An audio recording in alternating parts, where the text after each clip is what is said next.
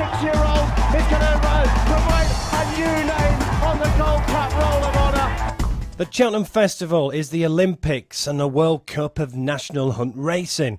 And the feature this year is the Betfred Cheltenham Gold Cup. It looks a fascinating renewal, especially after Courtauld Star was confirmed as a definite runner after taking a heavy fall while schooling in a build-up to the race. The dual Gold Cup winner is one of the nation's favourite horses, and this year the 12-year-old has had a remarkable season. We will go well in the race, and we might be able to, we might just race better. With the 2.5 furlongs to go, we might be in a better position than we would have been, say, 2 years ago or a year ago. So I think he's got a great chance. It's been phenomenal, really. I knew he was in good shape before he went to Haydock, and we sort of hoped he'd run well, but I was blown away by the way he performed that day. And again, I think when he won the King George's, that was one of his best ever performances, beating Ash's Gold Cup winner. So it shows he's in the form of his life. If we just can get him into that sort of form on the day, it's not that easy when they're that older to follow that, but everything seems fine at the moment.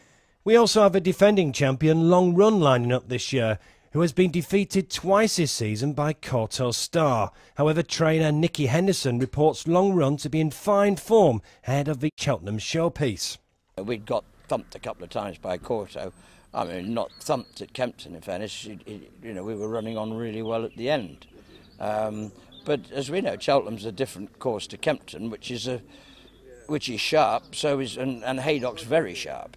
So it's two different places. They're different pitches, they're different battles. The one thing that stood out again at Newbury was his jumping was very accurate, very clean, and it was just nice. He got into a lovely rhythm, and that was the part of last year and in the Gold Cup. It's all important to him, and in fairness, without Courtauld Star there, in fairness, they went a good gallop at Newbury, and he was always happy. So I think he can build on that, and now he's in good form. Nicky Henderson also has a chance with Burton Port, who's only just returned to action after a long layoff. One has to just consider, we all know what is described as the bounce factor is there, and if ever there is a horse that's going to do it, I don't say it's him, but here is the situation where it could easily occur. He'd been off a very long time, but it was a very good run. I think Barry was, some say, kind to him on the day. He didn't get a desperately hard race. Yeah, sure, he was looking after him, but I mean, we were getting £10 off Long Run, so he's got to find that for a starter. But you'd like to think that's possible. But it's good to have him on the team. You might as well have much happier with two than I am with one.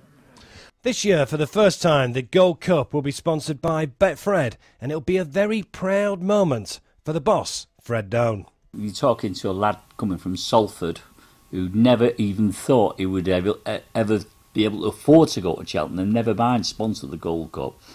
There's a lot of pride in this, and one of my friends said to me, when you get there next week with your wife Mo, look round, just take 5 minutes to yourself and think, look where we've come from and look what we're sponsoring now. I think it's the greatest race in the world. I've got to say, the Grand National competes with it, obviously, but what a proud moment it's going to be for us there, and it's giving me great pleasure to put a bit back into racing, and long may it reign. Whoever wins this year's Betfred Cheltenham Gold Cup, the horse will go down in history. Could it be Courtauld Star bidding for the hat-trick, or Long Run defending his crown? But remember, the Gold Cup is never just a two-horse race, and there could be a new name in the Hall of Fame.